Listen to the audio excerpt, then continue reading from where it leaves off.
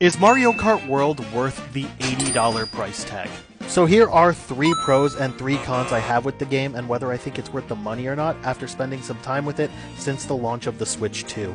Starting off with my first pro, the open world concept is absolutely fantastic, especially when you use a mode like free roam. Free roam is absolutely fantastic and provides a lot of entertainment in the form of collecting Peach medallions as well as P-Switch minigames. And the map is incredibly massive, so you'll have a lot to explore for a long time. However, a pretty big con to that is that there is no way to track your progress in free roam, especially with the P-Switch minigames. And with this being such a major use of the new open world concept, it's very strange that they didn't include a way for you to track which P-Switches you've done or to see where any of them are. But if you like looking for a needle in a haystack, you'll appreciate that they left this out. Another pro is that there is a great selection of characters and character costumes, including new characters such as Monty Mole, Piranha Plant, and of course the fan favorite Cow. However, with that being said, something I dislike is the new character selection screen.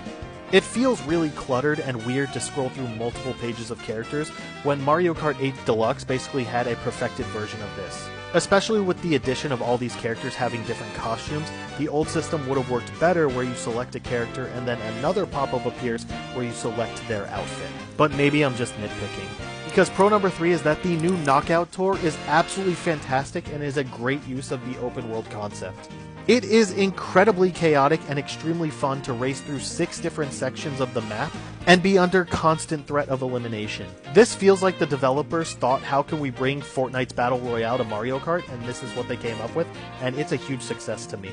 However, on the other hand, my biggest con by far is that the open world concept does not work in the Grand Prix or online modes, which is completely due to the intermission sections, where you basically spend 2/3 of a race driving to each selected course instead of just doing the traditional 3 laps around the course. And it's really frustrating that there is no option to turn this off. So for 99% of the time in these modes, you're stuck commuting to each track like it's a 9-to-5 office job.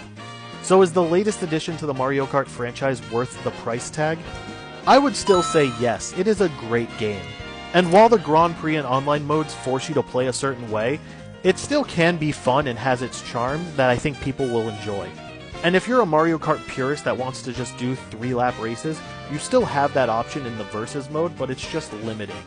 But it is still a great game. The graphics, the music, and the gameplay are all fantastic, and the Knockout Tour is one of the best additions Mario Kart has ever added.